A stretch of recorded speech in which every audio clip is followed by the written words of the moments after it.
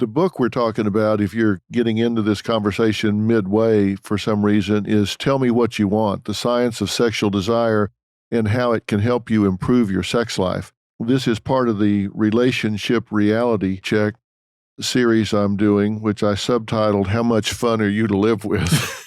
And one of the things I've done is talk about some myths that I wanted to blow up, and I talked about romance, and I talk about sex, whether sex is important, whether romance is important.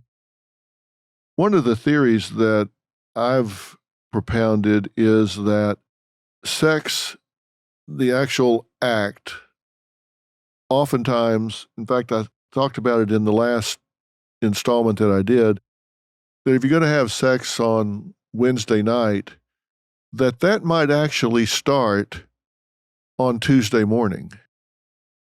You know, you're getting the kids off or whatever, and, you know, there's just a little more eye contact or body contact. And then as time goes on, there might be an extra call to each other's work or something. And then Wednesday morning, the kiss goodbye is a little bit longer or whatever. And then unspoken, just kind of the kids are getting off to bed a little sooner.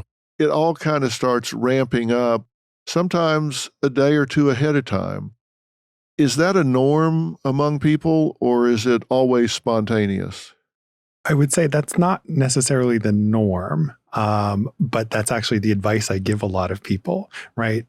A lot of people have this tendency to think that scheduling sex makes it unsexy, right? If you know that sex is going to happen on Wednesday night, like it's boring, it's predictable. But the truth of the matter is that you can build up the anticipation and make that process sexy and do exactly the things that you're talking about. Maybe you're also sending, sexy text messages here and there as well. It's just, and maybe it starts before Tuesday, it's something that you can build up over time. And that works for a lot of couples, especially couples where there's a desire discrepancy where one partner wants more sex than the other. Scheduling it this way and sort of building up the anticipation for it actually helps to resolve problems for a lot of these couples. Is there a particular seduction procedure, seduction language, seduction currency, or whatever that women respond to in this day and time more than some other? We always talk about pickup lines or whatever, but once you're in a relationship, is there something that is a better way to approach it than another? Mm-hmm. Well, one funny side story about pickup lines. I've actually seen some research looking at which pickup lines work and which ones don't. And it turns out that we got to tell our listeners this. So it's kind of surprising, but it turns out that the lines that both men and women rate as being most effective and most successful are just the hi, how are you? It's the very basic stuff. And when people start to use pickup lines where they're, using these corny, cheesy things, the what's your sign, the, also the sort of negging approach where, some guys do this where they try to lower a woman's self-esteem relative to theirs, thinking that that's going to, make her more likely to say yes. The reality is that those things don't work. They're universally rated as being very poor pickup lines. And it's just the simple approach, just the hi, hello, showing interest, and then also a compliment, saying something nice about the other person. And I think that compliment approach also works when we're getting back to the ongoing relationships. It's making sure that you're always validating your partner when you're starting these conversations about sex and saying, everything is great. I find you really attractive. We have this exciting sex life. What if we tried this? And maybe this would be something that we'd both like and enjoy. What's your advice on couples that have kids in the house? My experience has been it's usually the woman who really wants privacy assured. Some parents really feel like they have to not be in the same county as their kids. Mm-hmm. I guess this goes back to the primal scene and Freud and all of that. What's your advice to parents carving out that private time when they might live in a 1,200 square foot house with 3 kids? Right. I think the first part is to relax and say, if your kids find out that you're having sex, that's not going to ruin them or break them, right? If you're worried about them walking in on you, get a good lock to put on the door, Yeah. right? There are ways of countering that. I think the other part is, well, if you're really, really concerned about this and you absolutely can't do it while your kids are in the house, are there other times of day that you and your partner could say, meet over lunch at home and have a mid-afternoon sort of encounter? There are lots of ways around this. For those with more financial means, it's hiring a sitter and having date nights. It's just figuring out something that works where you can still have that sexual relationship and not letting kids end it. Right. You talk in your book about the largest survey ever. Were there surprises in there for you? And what were they? Because you've taught this, you've studied it, which means you've discussed this with group after group after group. So everything has been on the table. Were there things that jumped out at you? Were there surprises, and what were they? Well, I should say that as a sex researcher, very little surprises me anymore. I'll bet. But some of the things that I thought were really interesting were first that men and women actually had a lot in common when it came to their sexual fantasies. We have these stereotypes about what men want and what women want. And, yes, on average, there are some differences, but for the most part, things that men are fantasizing about are the same things that women are fantasizing about and vice versa. And that's ultimately good news because it means that we're going to have a lot in common when it comes to, starting these conversations about fantasies and desires. Another thing that I thought was really interesting was that age piece that we talked about.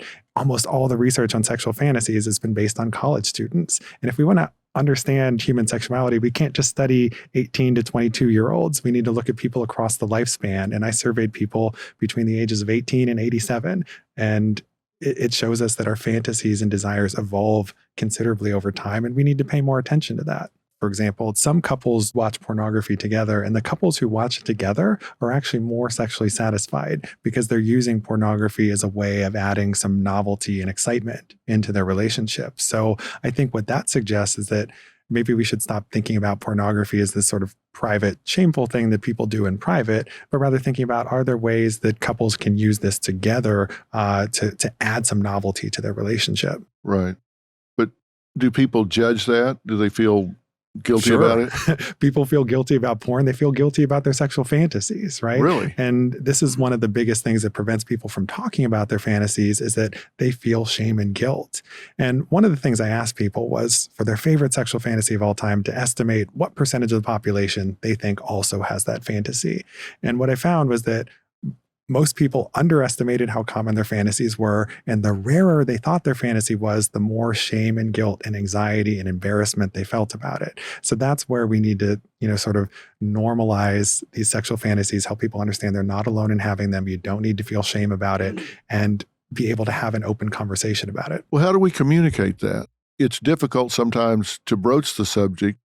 We should have you on DrPhil and talk about the most common and maybe some of the not so common sexual fantasies, just so people hear it. Yeah. Because then they'll think, okay, I thought it was just me. I thought they were going to come get me if I ever said this out loud. We really should talk about that. Yeah. I'm definitely open to it. We do have shows where we say, this is going to be sexually explicit. And we do that if we have something that's dealing with molestation, or we have something that's violence or whatever, like domestic violence. If it's going to be graphic inside the home, there's something where young children shouldn't watch, then we put that up at the front of the show and talk about it. But we should do that. We should talk about that so people can identify that they're not weird in some way because they have that fantasy. And I think a lot of people would be surprised to learn that it's actually a very small number of fantasies that are statistically rare. Most of the things that you're fantasizing about are things that other people are fantasizing about too, and you don't have a reason to feel weird or ashamed or embarrassed about that. I think that would make people feel a lot better if they knew that. We should do that. And that's ultimately my goal, and with this book and with other works and writings I do, is to kind of normalize this for people so that they can have those open conversations and build happier and healthier relationships. Yeah. What about, and I'm asking all the questions I think people would ask. So, and if I don't ask some, then you tell me the ones I should have asked that I didn't. How common is it for people to take pictures during sex or set up a video camera and shoot what they're doing? And then once they do they ever look at it? So I can't think of any studies that would sort of give us a data point on exactly how common that behavior is. I know that it is common. I asked people whether they've ever fantasized about, videotaping or filming themselves during sex. And yeah, that is a very common sexual fantasy. A lot of people are turned on by that. Some people record themselves and then they watch that as a form of pornography, right? And instead of watching traditional porn, they find it much hotter to watch themselves or their partner. Now, certainly there are risks when it comes to filming yourself during sex, where how do you maintain control over who has access to that information? So, you have to balance the excitement factor that comes from that with the potential risks of that information being shared. Yeah, particularly in this day and time when you can hack just about anything. And there are people that go to Vegas and check into these rooms with mirrors on the ceiling and stuff. Not me. I don't even want a shiny floor in my bathroom. Seriously, I don't even want glossy marble in my bathroom. It's like, no, thank you. Let alone mirrors over my bed. No. But do they like that? Do they like mirrors in the room and that sort of thing? Is that a common? Yeah. And, that's something that for some people is very arousing, but for others, for people who might be more body conscious or easily distracted, that might not be a good addition to the bedroom. Yeah, I videotaped myself playing tennis one time and I never did that again. I thought, oh God, I thought it was pretty smooth till I shot myself playing tennis. Some people also, they watch it as a way of thinking, well, how can I get better at this, right? Yeah. And so it's, there are different ways that you could use that potentially. Yeah.